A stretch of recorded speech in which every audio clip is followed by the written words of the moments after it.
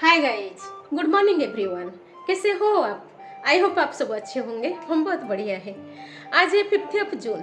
Welcome back to my channel Meeta की simple life. आज है सुदशा व्रत गुरुवार।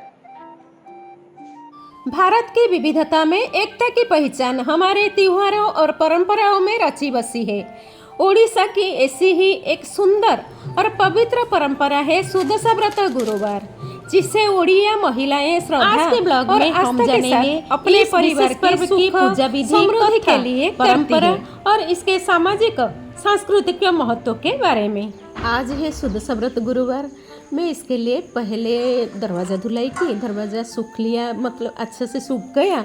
फिर इसके बाद में रंगोली बना रही हूँ। रंगोली बनाने के लिए मैं चावल को पहले नहाकर आने के बाद में इसको चावल को भिगाई, फिर उसके बाद में ग्राइंडिंग की। उसके अच्छा से ग्राइंडिंग किया, पूरा चिकन तरीके से किया। फिर उसके बाद में भगवान का प्रसाद बनाने के लिए मैं चावल को पाउडर बनाई हूँ। चावल को पानी में भिगाया था, उसके बाद में उसको पाउडर बनाई हूँ, छन्नी में छानकर पाउडर बनाई हूँ। फिर उसके लिए नारियल का प्रसाद है, उसका स्टफिंग देंगे, नारियल देंगे, इसलिए नारियल गुड़ का स्टफिंग बनाने जा रही हूँ। इसलिए पहले मैं पानी बर्तन में रखी हूँ, फिर उसमें थोड़ा सा क्या डालेंगे, थोड़ा सा इलायची, छोटी इलायची पाउडर बना के रखी हूँ, उसको डालेंगे। फिर नारियल का स्टफिंग बनाएंगे। इस व्रत में विशेष रूप से एक व्यंजन बनाकर लक्ष्मी जी को भोग लगाया जाता है, जिसे मंडा पिठा कहते हैं। यह मीठी कचौरी जैसा होता है। व्रती महिलाएं ये मंडा पिठा खाकर दिन भर रहते हैं और कुछ नहीं खाएंगे, वही मंडा पिठा खाकर रहेंगे। और बच्चे को या परिवार के किसी को भी दिया जाता है, अन्य किसी को नहीं दे सकते। भोजन का भोग भी लगाते हैं। इस दिन लौकी और करेला का प्रयोग नहीं करते हैं। प्याज लहसुन के बिना भोजन बनाते हैं। खीर, पूरी या अन्य व्यंजन भी आप बना सकते हैं।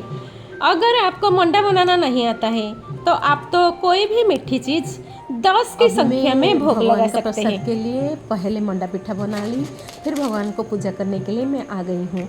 बाद में जाकर खाना बनाएंगे मिस्टर आचार्य के लिए और मेरा बेटा के लिए, क्योंकि मैं आज खाना नहीं खाऊंगी। आज मेरा गुरुवार का व्रत है, कल है एकादशी। इसीलिए मैं आ गई हूँ। पहले भगवान को पूजा करके फिर जाऊँगी। भगवान का पूजा अभी 2 घंटा लगेगा, क्योंकि आज 2 पूजा होगा। घर का भगवान का पूजा विथ है आज लक्ष्मी पूजा, गुरुवार है सुदशा व्रत पूजा, इसलिए मुझे ज़्यादा टाइम लगेगा। पहले पूजा कर देते हैं।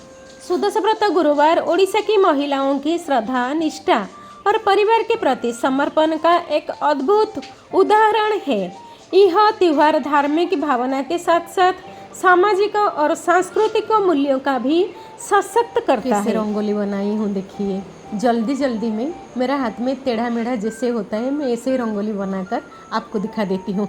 आप लोग को रंगोली बनाना आता है? महिलाएं पूरे दिन व्रत रखती है। कुछ महिलाएं निर्जला उपवास करती है, जबकि कुछ फलाहार भी। गुरुवार का व्रत ज्ञान, आशीर्वाद और समृद्धि के लिए भी माना जाता है।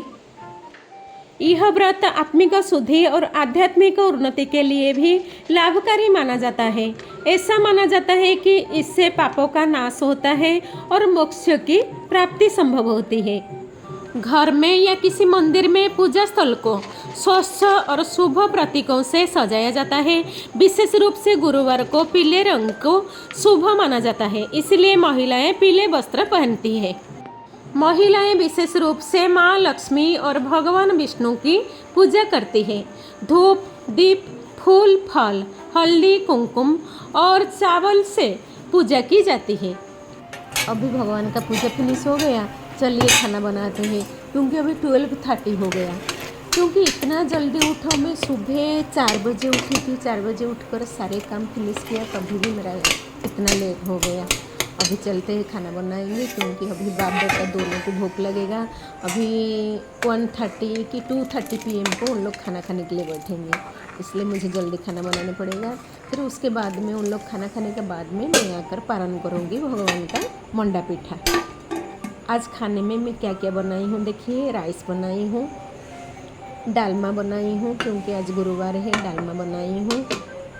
अभी टमाटर की चटनी बनाई हूँ, बस उतना ही बनाई हूँ। और आप खीर, पूरी सब कुछ बना सकते हैं। मैं आज सुदशा व्रत गुरुवार एक साधारण व्रत नहीं, बल्कि एक गहरी आस्था, शक्ति और संस्कार की जीवंत मिसाल है।